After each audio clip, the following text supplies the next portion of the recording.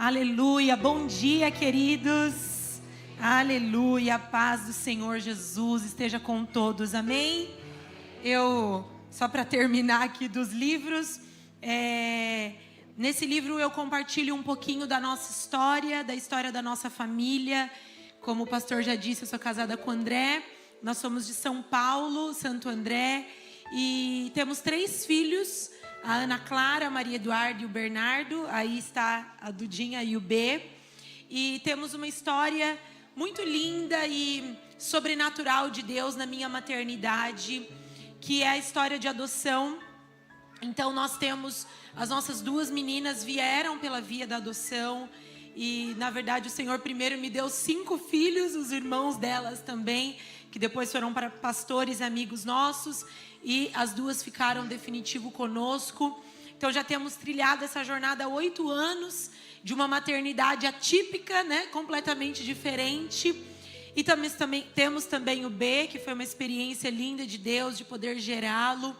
E eu compartilho um pouco dessa história aqui, então é muito lindo. Tem outras autoras também aqui, eu escrevo 2 capítulos, e tem outras autoras aqui como a Ana Paula Valadão, a Lívia Bember, a Jaqueline Hayashi, algumas mulheres amigas que o Senhor tem levantado no Brasil e que nós nos reunimos para isso.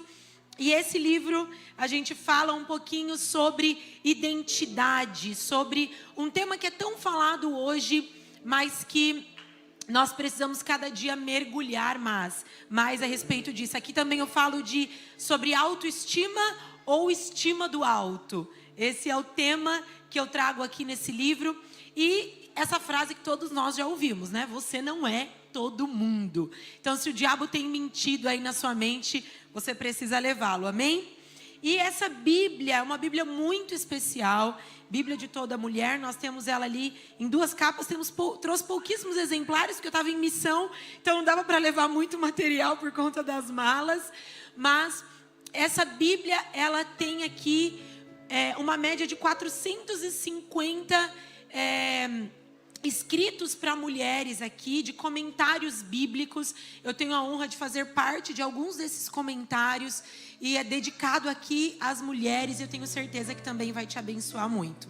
Amém? É isso, você comprando esse material abençoa o nosso ministério. Amém. Gente, primeiro, que honra, que alegria, que privilégio, obrigada. Estarmos aqui nessa manhã. Eu estava até nervosa de subir aqui nesse púlpito, que eu tenho tantas responsabilidades de estar aqui, substituindo esse pastor e essa pastora tão incríveis. Então eu quero agradecer, quero honrar a vida desses amigos. Muito obrigada, que alegria estar aqui. Mas eu venho aqui nessa manhã para compartilhar algo que queima no meu coração, algo da parte de Deus, algo que Deus... dia após dia, Ele sopra em mim, que é a respeito desse cuidado com as nossas emoções, do cuidado com a nossa mente, do cuidado com essa parte, né, que nos é tão importante, desse ser humano, dessa integralidade de Deus em nós. Eu, como profissão, sou psicóloga também, e temos uma clínica que se chama Clínica Propósito, que o Senhor colocou no nosso coração de abençoar a igreja brasileira através da ciência da psicologia e da psiquiatria. Então temos psicólogos e psiquiatras e temos atendido aí basicamente o público cristão. Esse tem sido o nosso nicho. E quantas vezes eu vejo a cura de Deus se fazendo presente através do processo terapêutico? Quantas vezes eu vejo Deus se manifestando através desse processo tão lindo ali. Então isso tem sido lindo, o que o Senhor tem feito.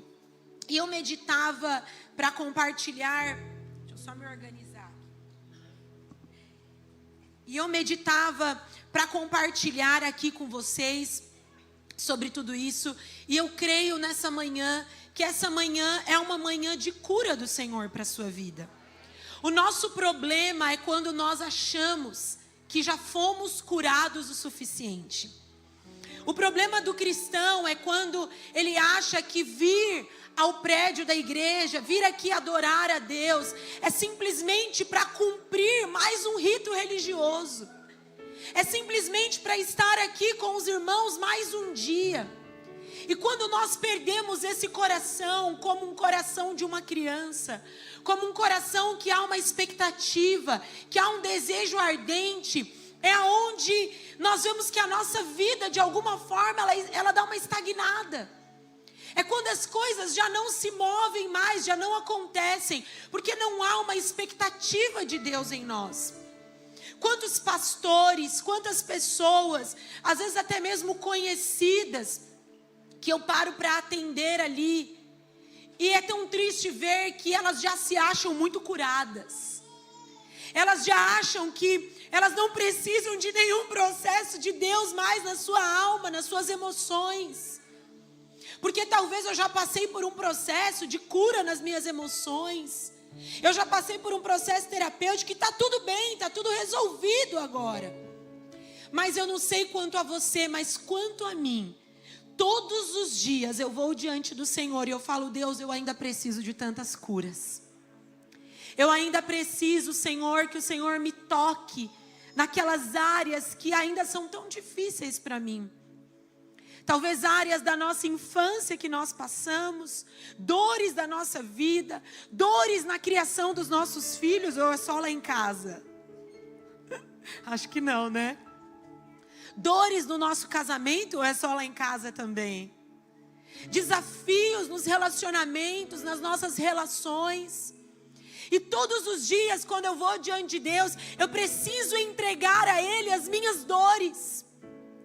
Porque o que é mais lindo quando nós falamos das nossas emoções, é que Hebreus 4:15 vai dizer que nós temos um sumo sacerdote que se compadece das nossas dores. O mais lindo quando nós olhamos para as nossas emoções, quando nós olhamos para essa área da nossa alma, é que nós temos um Deus que Ele passou por tudo aquilo que nós estamos passando.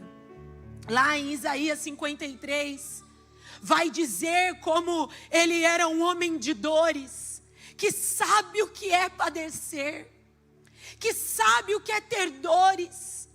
Deixa eu te dizer algo nessa manhã. Eu não sei a forma e a maneira que talvez você entrou aqui. Eu não sei as dores que talvez afligem a sua alma.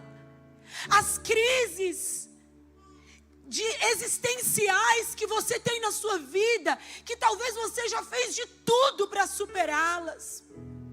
Ou talvez dores que a vida coloca diante de nós. A dor do luto, a dor das percas, a dor da distância, a dor de uma doença física, a dor de um divórcio. Eu não sei quais são as dores que talvez acometem o teu coração, mas de uma coisa eu sei, e nessa manhã eu vim aqui te dar essa notícia: Ele não se coloca distante das nossas dores, muito pelo contrário, Ele veio à terra, Ele se fez homem no meu e no seu lugar, para te dizer algo. Ei, sabe essas suas dores? Eu já passei por todas elas. Na cruz, Ele foi ferido no nosso lugar. Na cruz, Ele passou vergonha, Ele passou humilhação, a sua nudez foi exposta. Todas as dores, Ele passou para nos dizer: ei, eu sei o que é padecer. Eu sei o que é esse sofrimento. Porque a promessa do Evangelho, meu irmão, não é que nós não vamos mais sofrer. Se algum dia você ouviu que o Evangelho é sobre não sofrer, se algum dia te contaram que o Evangelho é sobre uma vida de sempre estar feliz e alegre, e que tudo sempre vai bem, te falaram algo que não é tão verdadeiro assim. Essa não é a promessa do Evangelho, que nós não vamos mais sofrer. Mas uma promessa o Evangelho nos faz: é que nós vamos sofrer sim, nós vamos padecer algumas dores, mas em nenhuma dessas dores nós estaremos sozinhos. Em nenhuma dessas dores nós estaremos sozinhos. Nós sempre teremos um auxiliador. Sabe que Deus se compadece da nossa dor para nos levar ao centro do seu amor. Ele se compadece de cada uma das nossas dores para nos levar ao centro do seu grande amor. Ele vai nos lugares mais profundos das nossas dores para nos tirar de lá e para nos levar aos lugares mais altos do seu amor. Jesus é alguém que leva as nossas emoções a sério. Jesus é alguém que leva cada uma das nossas dores a sério. Ele não despreza as nossas dores. Ele leva isso muito a sério. Esse tema e essa... Deixa eu só pôr meu relógio aqui para não passar o tempo. Esse tema é tão sério que as últimas pesquisas têm dito que até 2030, 1 em cada 5 pessoas vai precisar de um psiquiatra. E aí o grande questionamento que nós fazemos é: se temos um mundo tão adoecido, se tanta coisa tem acontecido, se a ciência tem avançado para tantas áreas, por que que quanto mais a ciência avança, por que que quanto mais o ser humano estuda, por que que quanto mais o ser humano se dedica a essas áreas, mais e mais vemos pessoas adoecidas? Se nós olharmos, por exemplo, para o tratamento do câncer, quanto mais a ciência avança, menos pessoas morrem com câncer, certo? Agora, é paradoxal pensar que quanto mais a ciência avança, mais temos pessoas que têm se suicidado. Os índices de suicídio só sobem. Quanto mais a ciência avança, mais pessoas depressivas temos. Quanto mais a ciência avança, mais pessoas ansiosas temos. Diga-se de passagem, você deve talvez saber disso, o Brasil é o número 1 em ansiedade no mundo. Não existe em toda a terra um país mais ansioso que o Brasil. Não podemos achar que isso é normal. Não podemos achar que tudo bem. Precisamos aprender que Deus, Ele deseja olhar para as nossas emoções. Ele deseja olhar para esse lugar de dores que nós estamos. A saúde mental, hoje então, é o grande problema do mundo. É o grande problema dentro das igrejas. Os casamentos têm sido destruídos por isso. As famílias têm sido destruídas. Eu costumo brincar que a nossa vida é como um banquinho. Sabe aqueles banquinhos que tem 3 perninhas? Um tripézinho? A nossa vida é da mesma forma. Quando nós sentamos naquele banquinho, se tem uma perninha quebrada daqueles banquinhos, nós vamos cair. Logo, todas as nossas áreas, elas precisam estar integradas. Nosso espírito, a nossa alma e o nosso corpo. O que adianta eu ter um corpo físico com bem-estar, saudável, me cuidando, se as minhas emoções não acompanham esse corpo? Ou se a minha vida espiritual não acompanha esse corpo? E assim por diante. Eu quero hoje falar de uma história bíblica, que inclusive é muito usada para descrever essa área da nossa vida, das nossas emoções. É a história que está lá em 1 Reis, no capítulo 19.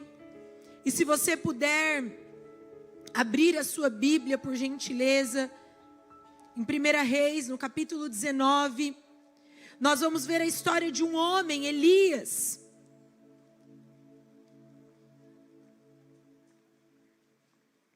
E uma história que nós vemos o quanto homens de Deus, pessoas que amam a Deus, também sofrem, também padecem, também passam por dificuldades.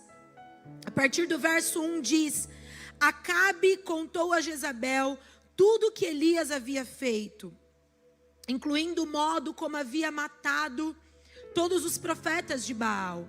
Por isso Jezabel enviou esta mensagem a Elias: que os deuses que me castiguem severamente, se até amanhã, nesta hora, eu não fizer a você o que você fez aos profetas de Baal. Elias teve medo e fugiu para salvar a vida. Foi para Berseba, uma cidade em Judá, e ali deixou o seu servo. Depois foi sozinho para o deserto, caminhando o dia todo. Sentou-se debaixo de um pé de giesta e orou, pedindo para morrer. Já basta, Senhor, disse ele. Tira minha vida, pois não sou melhor que meus antepassados que já morreram. Nós vamos parar aqui um pouquinho e depois nós continuamos nessa história. Mas nós vemos aqui uma história de um homem que ele sente medo. E nós vemos a atuação de uma mulher nesse texto. Eu não vou conseguir ler tudo aqui por conta do tempo. Acredito que muitos de vocês conhecem, mas quem não conhece, se dedique depois a ler melhor aqui sobre a história de Elias, sobre quem esse homem era. Mas a verdade é que uma mulher se levanta aqui, Jezabel, e ela se levanta para intimidar Elias, para trazer um espírito de medo a Elias. E é tão incrível pensar que se nós fôssemos falar aqui de uma maneira psicológica, Jezabel era fálica, que nós falamos. Isto é, Jezabel era uma mulher que ela assumia esse lugar de dominar ali esse homem. Ela tinha essa presença fálica e ela assume essa posição. Ela reinava ali e ela levava o povo para a idolatria. Essa era ela. E todas as vezes nós vemos biblicamente que a imoralidade chega, Deus apresenta juízo àquele povo. E aqui novamente nós vemos um momento de tensão sobre a terra. C.S. Lewis diz que o sofrimento é o megafone de Deus para um mundo ensurdecido. Esse é o sofrimento muitas vezes. Muitas vezes é Deus nos chamando para esse lugar de intimidade. E naquela época, não chover era sinal de fome. Era desesperador. E estava acontecendo isso nesses dias. Não havia chuva ali. Havia fome então. Havia dias difíceis nessa terra. Havia uma paralisia espiritual. Mas Deus levanta Elias para ser esse homem tão usado por ele nesse tempo. Deus levanta Elias ali como uma voz profética, como um homem cheio de ousadia. Ele era um homem tão usado por Deus, e talvez é estranho na nossa cabeça pensar em alguém tão usado por Deus ter tantas dores emocionais. Talvez é estranho para nós pensar em entrarmos aqui no culto, sentirmos tanto a presença de Deus, mas quando saímos daqui, chega segunda-feira e não temos força para levantar da cama. Eu brinco que muitas vezes o cristão, quando ele chega ali no processo terapêutico e você pergunta sobre pensamentos suicidas, ele fala: não, imagina, eu nunca pensei em me matar. Afinal de contas, quem faz isso vai para o inferno. Muitas vezes é assim a resposta. Mas quando você vai ali discursando com aquela pessoa, ele diz: eu não vejo a hora de Jesus voltar. Aí você diz: é mesmo? É, eu não vejo a hora. Todos os dias eu peço que Jesus volte. o sofrimento do crente, ele é um pouco adaptado. Ele não fala que vai se matar, mas ele não vê a hora de Jesus voltar. Não que nós não devamos clamar, Maranata, ora vem, Senhor Jesus, para que Ele volte. Mas você entende que muitas vezes a dor, o sofrimento é tão intenso, que ele pede constantemente que Jesus volte, porque já não faz mais sentido para ele a vivência humana, o estar nessa terra. E quando nós olhamos para essa história, Elias aqui, ele tem medo. Elias, quando um homem que já tinha sido tão usado por Deus, um homem que já tinha acontecido tanta coisa na vida dele, quando ele se depara ali com essa situação, com essa mulher, ele tem medo e a Bíblia diz que ele foge para o deserto. Olha só, o verso 4 diz que ele foi para o deserto, caminhando o dia todo, sentou debaixo de uma árvore ali, e ele ora pedindo para morrer. Ele diz: já basta, Senhor, tira a minha vida, pois não sou melhor que os meus antepassados. A primeira coisa que essa história nos ensina é que ela nos leva a desconstruir uma ideia de um super crente. Ela nos leva a desconstruir a ideia de um crente que não tem problemas emocionais, de um crente que está mal porque não ora o suficiente, de um crente que está mal porque está em pecado ou porque está debaixo de uma opressão maligna. E muitas vezes é assim que nós lidamos no meio da igreja. E o mais incrível é porque temos falado muito desse tema de saúde mental. E eu sei que aqui é um púlpito que sempre se fala disso também. Mas o problema é quando isso bate na nossa porta. Você entende? Quantas vezes eu não me vi aconselhando a outros: não, vai lá no psicólogo, vai lá, toma um remedinho mesmo, é de Deus. Mas o problema é quando as dores chegam para nós. Quando chega na minha casa, quando é o meu filho, quando é o meu marido, a minha esposa, quando é dentro da minha casa, ou quando pior ainda é comigo. Porque somos especialistas em aconselhar a todos, mas tão falhos quando chega na nossa porta.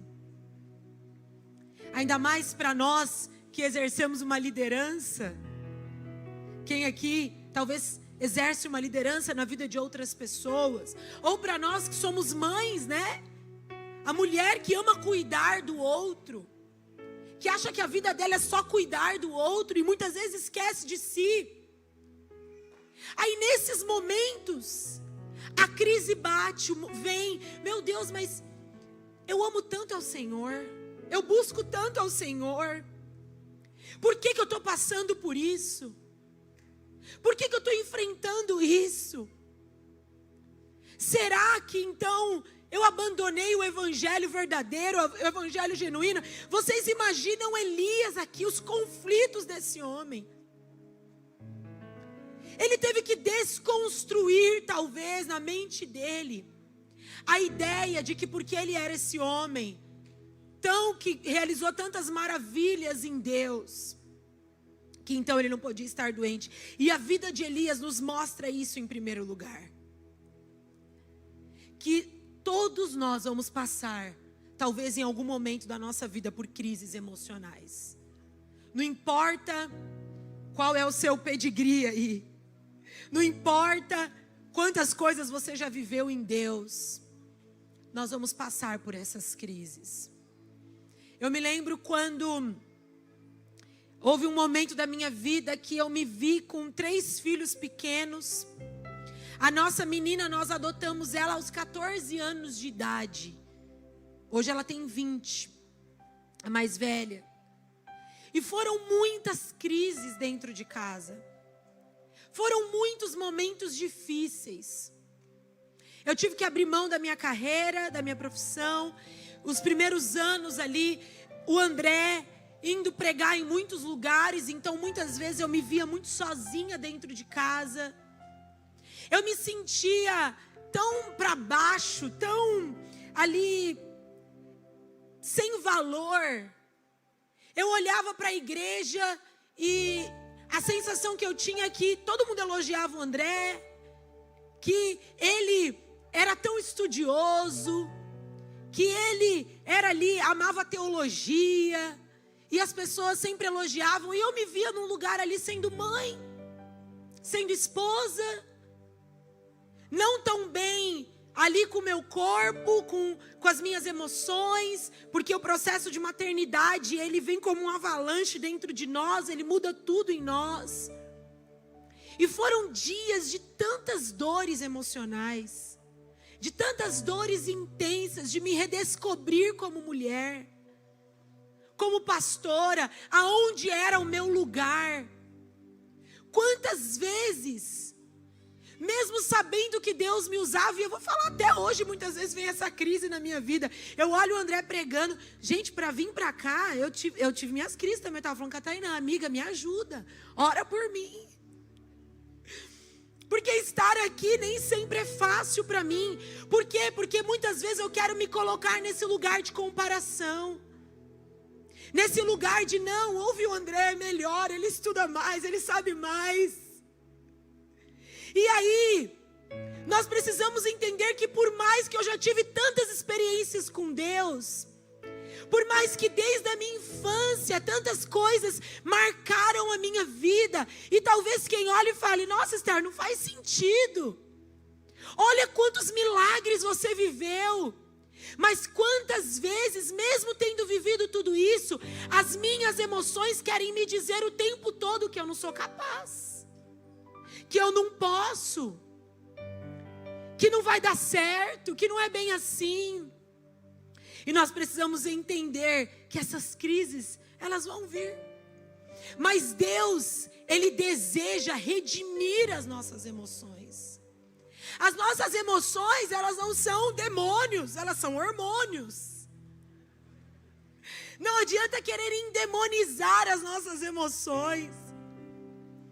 Então, permita-se chorar. Permita-se. Eu fui criada para ser uma mulher muito forte. Eu tenho uma mãe muito forte. A minha mãe tem uma história linda. Minha mãe veio da pobreza extrema. Menina que vendia bala no farol. Então a minha mãe é uma pedra, é forte, é ousada. E eu fui criada assim, como uma moça forte, ousada. E por ser criada assim, eu achei por muitos anos da minha vida que eu resolveria tudo em Deus apenas. No sentido de, entenda, talvez não ficou tão boa essa minha frase, mas que eu resolveria as coisas só com base na oração, no jejum. E essa ideia de super crente me fez, aproveitando que estamos no mês de combate ao abuso sexual infantil, me fez passar dos 9 anos da minha vida até os meus 15 anos sendo abusada sexualmente com a minha boca fechada. Porque eu achava que eu precisava só orar, só buscar em Deus, mas as sequelas que ficaram na minha alma eram intensas. As dores que tinham ficado em mim eram intensas, até o dia que eu entendi de fato que eu podia chorar, que eu podia dizer como doía, que eu podia colocar para fora aquela dor, que eu não precisava ser forte o tempo todo. Ei, deixa eu te dizer algo, talvez você colocou uma máscara de um homem muito forte, ou uma máscara de alguém que é muito engraçado, que está sempre feliz, sempre divertido, ou uma máscara de alguém que suporta qualquer coisa. Mas nessa manhã o Espírito de Deus está aqui para te pedir, me dê o seu coração. O que dói dentro de você? Me dê as suas dores também, me dê as suas dores. Outra coisa que essa história nos ensina é que as nossas experiências espirituais do passado não são imunizantes para a nossa saúde emocional. as experiências que nós vivemos com Deus, tudo que você tem vivido com o Senhor, o quanto você sabe de Bíblia, o quanto você já rodopiou, girou, falou em línguas, não é um imunizante para que você não sofra na sua saúde mental. Elias tinha multiplicado o azeite. Elias, que matou centenas de profetas de Baal. Como pode vivermos um avivamento no domingo e não conseguirmos levantar da cama na terça-feira? Talvez isso te deixe em conflito. Você sabe que por muitas vezes essa minha crise de eu não ser suficiente, de eu não ser boa o suficiente, que foi muito por conta de um abuso na minha vida. O abuso, ele coloca, é como se ele colocasse uma mão na nossa boca e agora você já não pode falar, você não pode gritar, você parece que não tem ninguém que pode te socorrer. E por conta disso na minha vida, eu tinha um sentimento de inadequação, de não ser o suficiente, que sempre quer me perseguir, que eu sempre preciso lutar contra ele. E por muitas vezes eu olhava e falava: Esther, mas olha quantas coisas Deus fez na sua história. Olha quantas coisas Deus fez na sua vida. Mas eu me via de novo nesse lugar. Sabe por quê? Porque todos os dias precisamos estar nesse lugar de cura. Todos os dias. Que entre nós, que na igreja de Cristo, haja um espírito de humildade, de quebrantamento. Porque as experiências de ontem, elas já não servem mais para hoje. Hoje, eu preciso de novas experiências com Deus. Hoje, eu preciso de novas curas de Deus no meu coração. E que lindo, gente, que lindo, quando você sai de um momento de devocional, quando você sai de um momento de oração, ou quando você sai da sua terapia, e você fala: Deus, foi mais um pouquinho de cura aqui, foi mais um tiquinho que o Senhor mexeu, que o Senhor transformou. A terceira coisa que a história de Elias nos ensina é que o crente, ele tem sintomas muito parecidos e semelhantes com os não crentes. Porque talvez em algum momento a igreja de Cristo se colocou num lugar de tanto orgulho, que achamos que aquilo que o outro está passando a gente não passa. Isso nos bloqueia e nos impede de pedir ajuda. Porque nós vemos tantos que estão depressivos e queremos que aqueles que estão dentro da igreja não estejam nesse mesmo lugar. Mas muitas vezes nós vamos passar pelas mesmas dores. A diferença é que nós temos aquele que é Consolador, Paracletos. Nós temos aquele que está conosco, que se faz presente na nossa vida o tempo todo.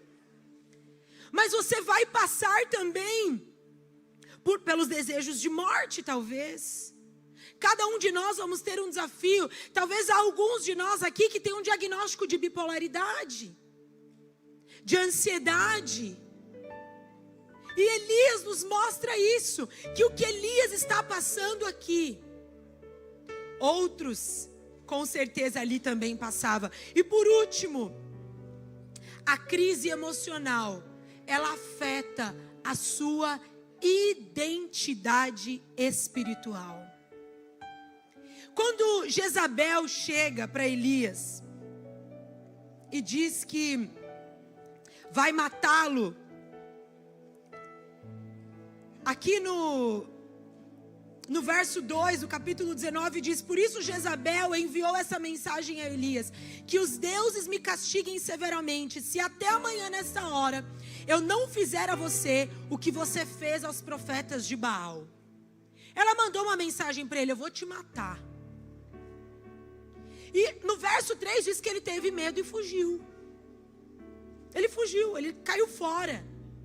Se Elias talvez estivesse bem ali com a sua identidade espiritual, bem resoluta, ele ia olhar para Jezabel e falar: Jezabel, beleza, pode vir, ok, pode vir, chega aí.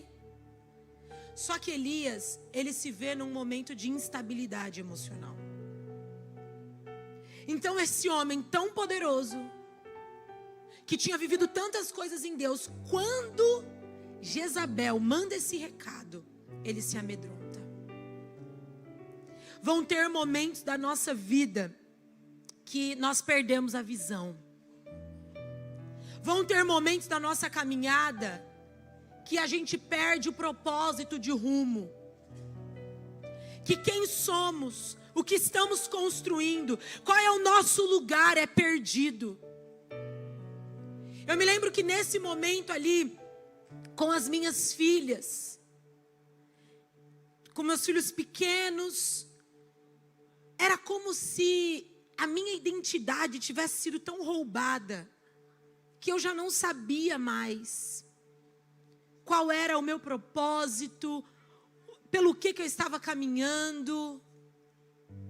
E então Deus precisou redimir as minhas emoções, para que a minha identidade nele fosse firmada, para que a minha identidade nele fosse restaurada. Quando nós não estamos bem, um dos sinais é que nós nos isolamos. E foi isso que Elias fez. Um dos sinais de quando você não está bem é que você quer ficar sozinho. Você quer se isolar. Mas nesse lugar de isolamento, a Bíblia diz, lá no verso 5, que o anjo do Senhor toca nele enquanto ele dormia e disse: levante-se e coma, Elias. Aqui nós vemos um princípio do cuidado com o nosso corpo, tão lindo. Deus não chega para Elias e joga fogo na cabeça dele. Deus não chega para Elias com uma voz poderosa: Elias, eu te chamo. É tão lindo que o anjo do Senhor toca em Elias e fala: Elias, levanta e come. Talvez ele estava muitos dias sem comer. Você precisa comer. Isso fala do cuidado com o nosso corpo. Muitas vezes nós precisamos nos levantar e tomar uma vitamina, ir num médico, comer melhor, fazer um exercício físico. E aqui Deus trabalha nas 3 dimensões de Elias. Elias, coma.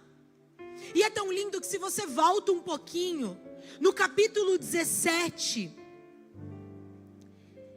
quando Elias é alimentado pelos corvos, ali Elias, ele estava vivendo um momento que ele estava bem, que as coisas estavam boas.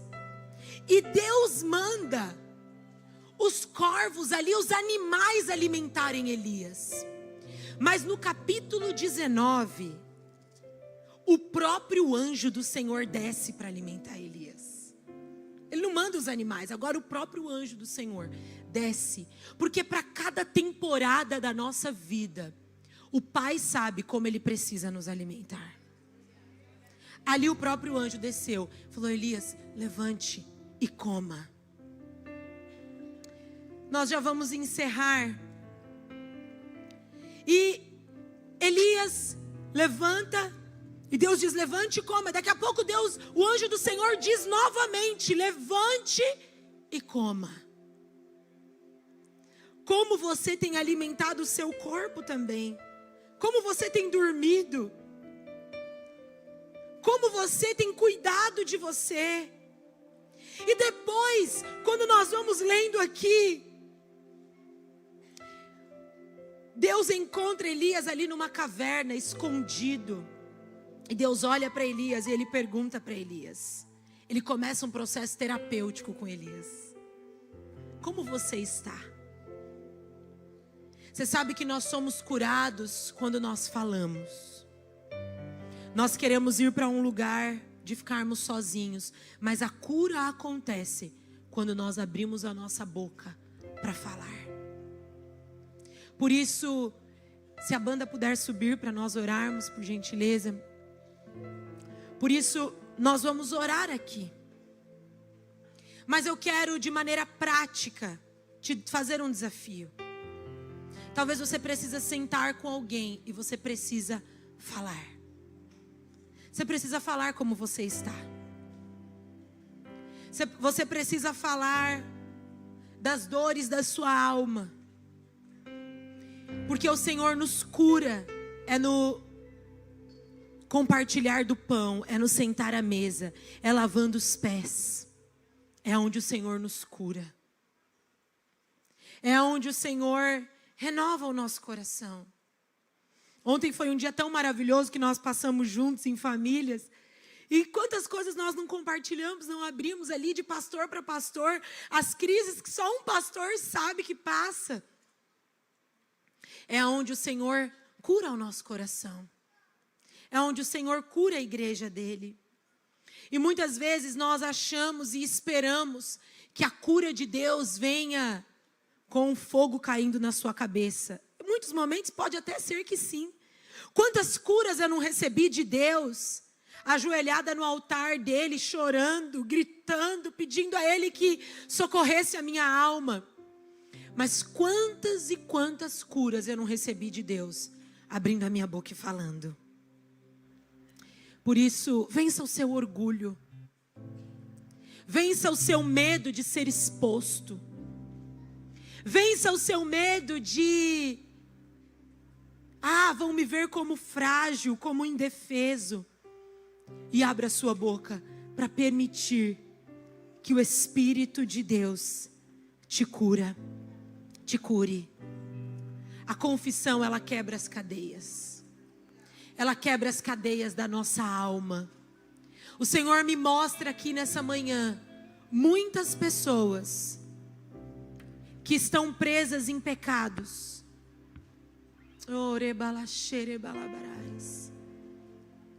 Você está preso e amarrado na sua alma, nas suas emoções, em pecados ocultos. Isso é uma das formas que o diabo amarra a vida do cristão, é na condenação, é na culpa. E eu vim aqui nessa manhã para te dar uma notícia, para te dar uma boa nova. O Espírito de Deus que habita dentro de você, Ele te chama nessa manhã para a luz. E Ele te diz: eu não te chamei para estar nessa vida de pornografia. Eu não te chamei para estar nessa vida de mentira. E eu te chamo para a luz, porque foi para a luz que você foi criado, não para um lugar de densas trevas.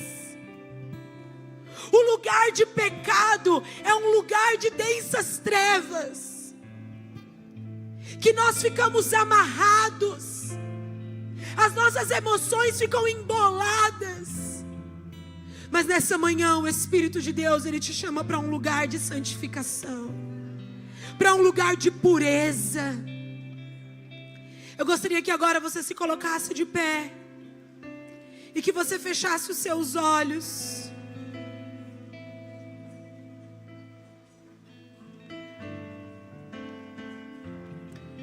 E eu creio que o Espírito de Deus, Ele se faz presente aqui, Ele habita em nós. Ele é um Deus residente. Eu não sei se o que você precisa hoje é de graça para vencer o pecado, e por isso as suas emoções estão amarradas.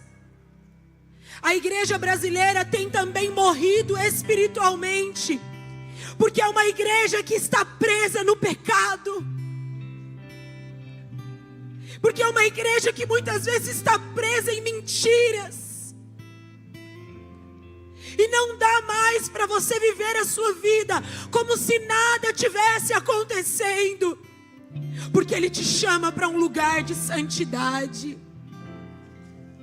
Ele te chama para um lugar de confiança.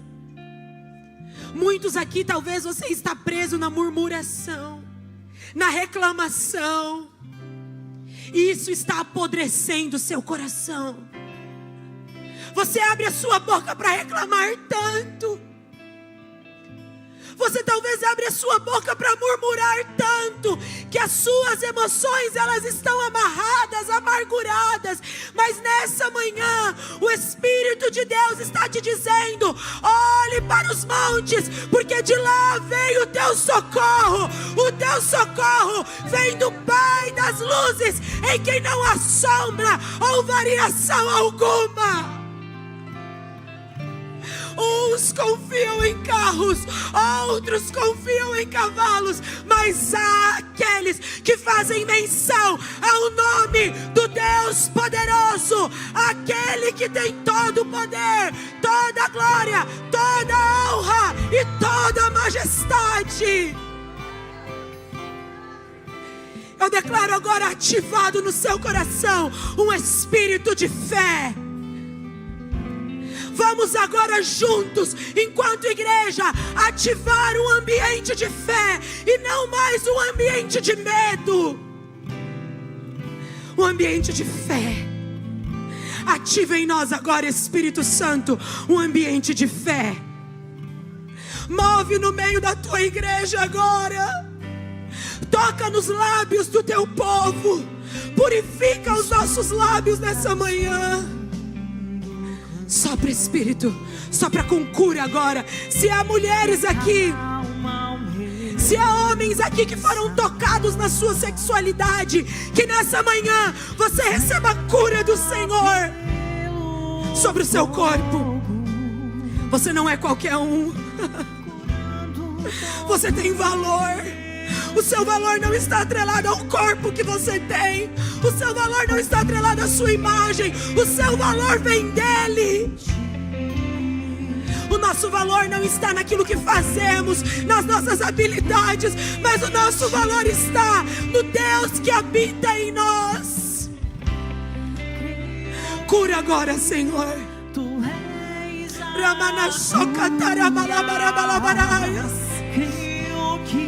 Cura a tua igreja, Pai. Oh, aleluia.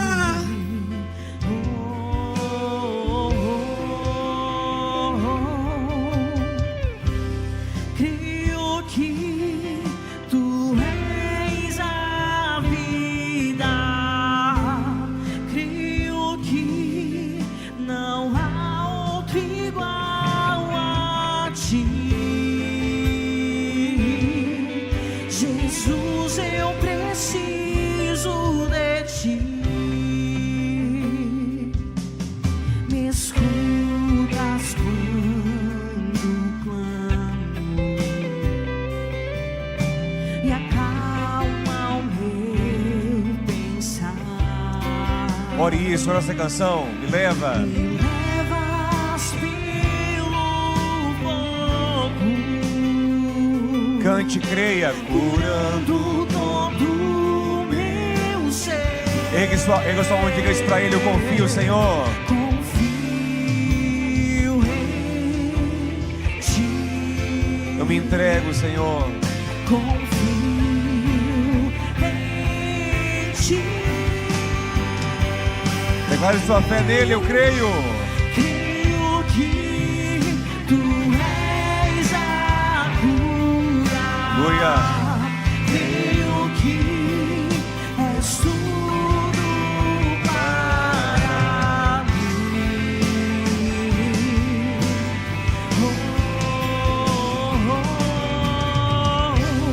Creio que tu és a vida. Creio que não há outro igual a ti. Diga isso a ele: Jesus. Jesus, eu preciso de ti. Segura um pouquinho o louvor. A gente vai cantar o Nada é Impossível juntos. Mas antes de cantar o Nada é Impossível, ouça isso aqui. Você vê a pastora Esther falando aqui com tanta vida, porque não é apenas um discurso, mas é um testemunho de quem tem vivido com Deus um processo terapêutico. O Senhor vai nos conduzindo em processos terapêuticos. Você entende isso? E hoje o chamado não é para que você resolva toda a sua vida hoje, como foi muito bem dito aqui, O processo é progressivo. 2 Coríntios 3,18. Ele vai trabalhando em nós de glória em glória, até que a obra um dia seja perfeita. Porque aquele que começou a boa obra, ele não vai descansar até aperfeiçoá-la em nossas vidas. Mas o chamado hoje é para que você se entregue a esse processo. Porque eu acho que o que a pastora Ifté discerniu muito bem aqui, eu recebi muito isso no meu coração quando ela falava, é que muitos de nós, por orgulho, por incredulidade, por medo da exposição, travamos o processo. Mas hoje o Senhor te chama para se lançar nesse processo com Ele. Eu acho maravilhoso esse processo de Elias, gente. Como Deus foi paciente com Elias. Deus fala com ele, percebe que não era hora de aprofundar a conversa. Deus deixa ele ter 40 dias quieto, que é o tempo de um luto. Deus respeita o luto dele. Depois de 40 dias, só acompanhando ele, só supervisionando o paciente, Deus então chama para uma conversa mais profunda. Primeiro, Deus fala com ele dentro da caverna, como quem entra nos porões da alma. Depois, Deus chama ele para fora da caverna, uma fase final onde o paciente sai para ver a vida com outros olhos, sai para um novo tempo. E é um processo, Toca no seu irmão e diga: irmão, é um processo. Eu não sei em que fase você está. Você pode estar na fase do levanta e come, pode estar na fase do dorme mais um pouco, pode estar na fase do encavernamento, ou pode estar na fase final do vem para fora.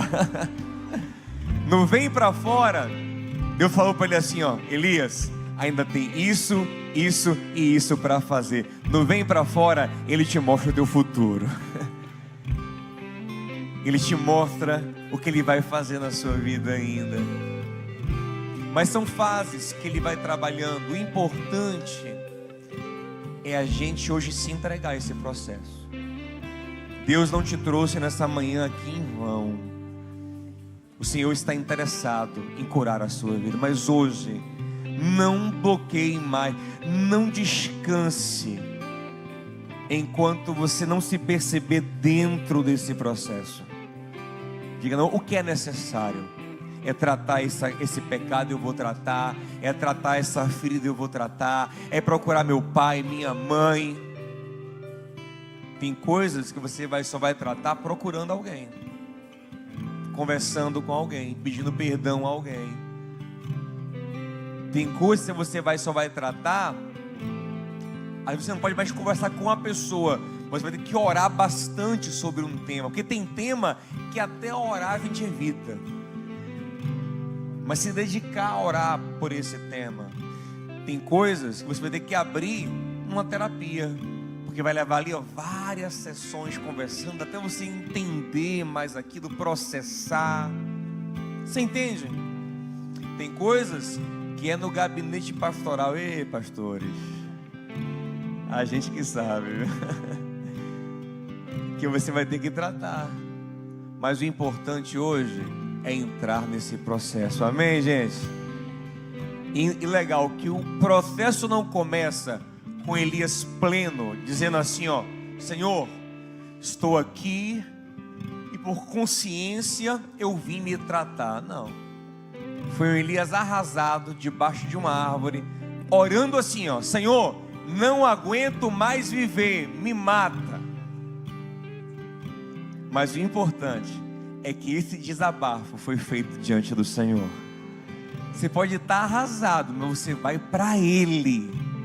Você pega seu coração arrasado, mas em vez de ficar compartilhando stories, estou arrasado, você compartilha diante dele: Senhor, estou destruído, estou destruída, mas vim trazer esse coração quebrantado e contrito para o teu altar. E eu sei que o Senhor é fiel para me restaurar, para me transformar. para transformar meu casamento, minha relação. Tem gente que está com o casamento destruído, mas por orgulho, para não dar o braço a torcer para quem falou mal de você lá atrás, você fala: não posso mostrar fraquezas. Não, meu amado, Deus dá graça aos humildes, mas resiste aos soberbos. Você vai buscar ajuda, você vai buscar a graça de Deus. Amém, gente? Vamos orar encerrando esse tempo tão precioso aqui. E hoje à noite tem um grande encerramento do seminário, integrando tudo: o corpo, a alma e as dimensões espirituais. Hoje à noite venha 18 horas para encerrar um trabalho pleno nesse dia. Amém? Vamos cantar juntos para encerrar? Eu creio, vamos lá, eu creio. Creio que Tu és a cura. Diga isso para ele. Creio que és tudo para mim.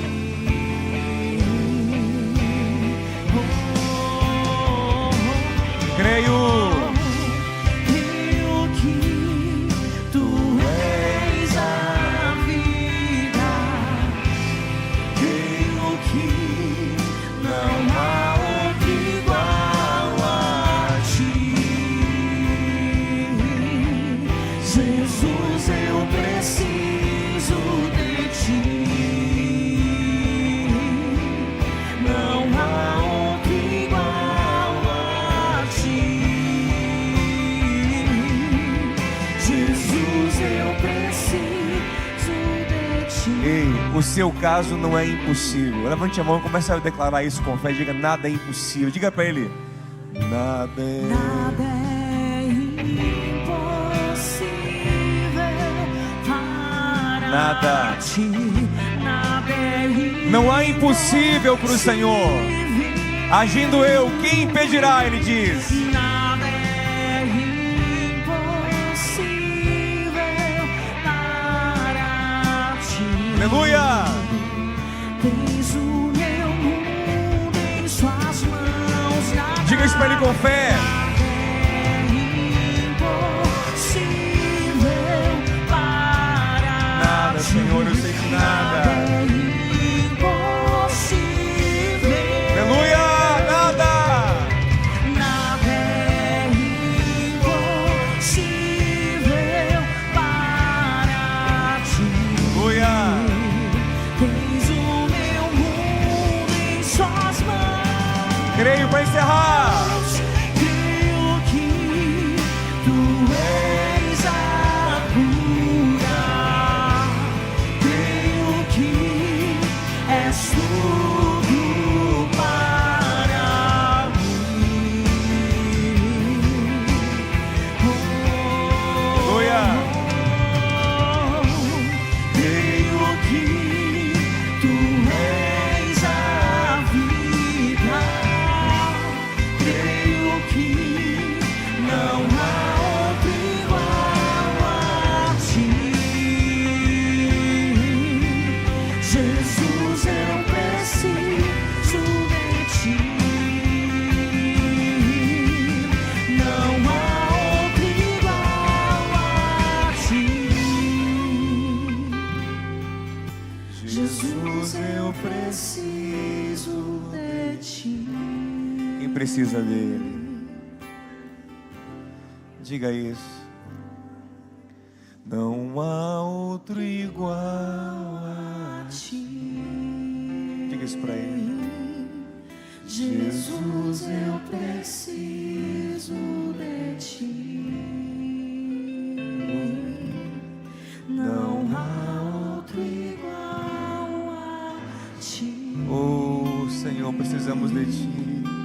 Jesus, eu preciso. Precisamos de Ti. Ele é aquele que visita o quebrantado, o contrito, o humilde. Aquele que buscar o Senhor de todo o coração, certamente o encontrará. Ó Senhor, visita cada vida, cada coração, Senhor. Que todos nós, como Elias, entremos no Teu processo terapêutico. e que saiamos dele restaurados para a tua glória, em nome de Jesus. Que o amor de Deus, o nosso Pai, a graça de Cristo, nosso Senhor, comunhão, a presença, a unção do Santo Espírito que renovou Elias, renove e fortaleça você e a sua casa em nome de Jesus. Amém. 18 horas tem mais. Deus te abençoe. Te dê um almoço abençoado, cheio da graça. Gente, livros da pastora Esther lá na lojinha. E ela, por graça e misericórdia, vai lá também assinar um livrinho daqui a pouco. Deus te abençoe. Em nome de Jesus.